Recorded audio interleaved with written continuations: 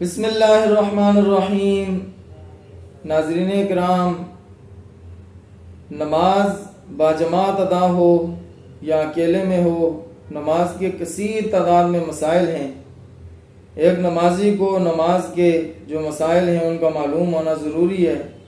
ان کے بغیر اپنی نماز کو کامل طریقے سے ادا نہیں کیا جا سکتا۔ اور اس کثیر مسائل میں سے بہت سے ایسے مسائل ہیں کہ جو انسان کی نالج میں اور انسان کی معلومات میں نہیں ہوتے، کہ جو پیش آنے پر انسان پریشان ہوتا ہے کہ اپنی نماز کو کس طریقے سے میں کامل طور پر ادا کروں۔ تو اس لیے نماز کے مسائل پر گہری نظر رکھنا ہر نمازی کے لیے ضروری ہے۔ آج ہم بات کریں گے نماز میں رکعتوں کے بھول جانے کے حوالے سے، کہ اگر کوئی شخص نماز میں رکعتیں بھول جائے کہ کتنی میں نے رکعتیں پڑھی ہیں اور کتنی مجھے اور پڑھنی ہیں، تو اس صورت میں وہ کیا کرے۔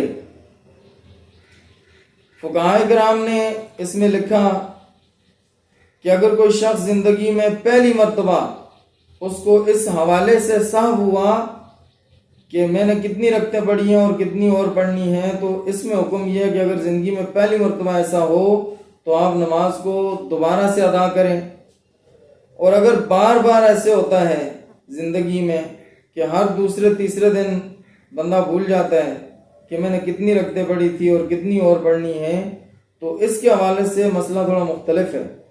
پہلے ایک حدیث مبارکہ کا مفہوم سماعت فرما لیں کہ انسان رکعتوں کے حوالے سے یا اور جو سہو ہوتے ہیں وہ بھولتا کیوں ہے۔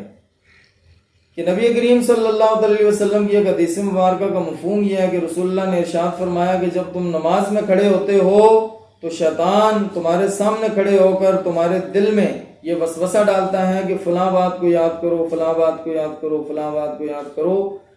تو انسان ان سوچوں میں، ان یادوں میں اپنی توجہ کو لے جاتا ہے کہ جو نماز سے باہر کی ہوتی ہیں۔ حالانکہ نماز میں انسان کو توجہ اللہ ہونی چاہیے، خشوع و خضوع ہونی چاہیے، اپنا پورا دھیان نماز کی طرف ہونا چاہیے۔ جب بندہ نماز سے اپنے دھیان کو ہٹا کے اپنے کاموں کے اندر، اپنے کاروبار کے اندر لگائے گا تو یہ شیطان کا بہکاوا ہے۔ اور پھر رسول اللہ نے ارشاد فرمایا کہ جب وہ تمہیں کہتا ہے کہ یہ یاد کرو، وہ یاد کرو، تم بھول جاتے ہو کہ تم نے کتنی رکعتیں ادا کی اور کتنی اور ادا کرنی ہیں۔ تو ایک تو یہ بات ہے، اور بھی بہت ساری باتیں فقہاء کرام نے لکھی کہ مقتدیوں کے وضو کے ناقص ہونے کی وجہ سے باجماعت نماز میں، امام کی نماز میں خلل آتا ہے۔ فلہذا جو بھی ہے، جس طریقے سے بھی اگر سہو ہو جائے اور رکعتوں کا معلوم نہ پڑے کہ کتنی پڑھی ہیں اور کتنی اور پڑھنی ہے، تو اس صورت میں کیا کرے۔ نبی کریم صلی اللہ علیہ وسلم کی حدیث مبارکہ کہ جو چیز تجھے شک میں ڈالے اسے چھوڑ دے، جس پر یقین ہو اس کو پکڑ لے۔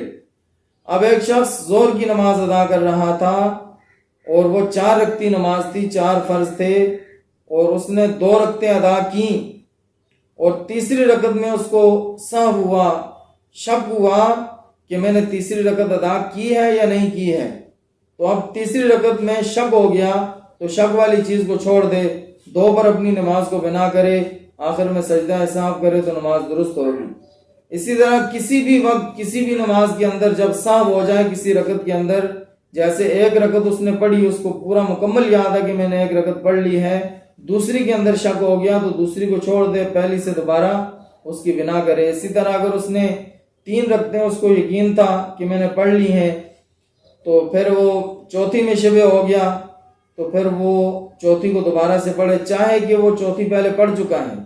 اسی طرح اگر اس کو تیسری رکعت میں شبہ ہوا، حالانکہ وہ تیسری پڑھ چکا تھا لیکن اس کو یہ یقین تھا کہ میں نے 2 رکعتیں تو پڑھی ہیں اور تیسری میں مجھے شبہ واقع ہوا ہے، تو جو شکوک و شبہات والی رکعت ہے اس کو چھوڑ کے دوبارہ سے اس کو ادا کیا جائے، اگرچہ وہ ڈبل ہو جائے، سجدہ سہو کرے تو نماز اس طریقے سے درست ہوگی۔ اللہ تعالیٰ مسائل نماز کو سمجھنے، انہیں یاد رکھنے کی توفیق نصیب فرمائے۔ والسلام علیکم ورحمۃ اللہ وبرکاتہ۔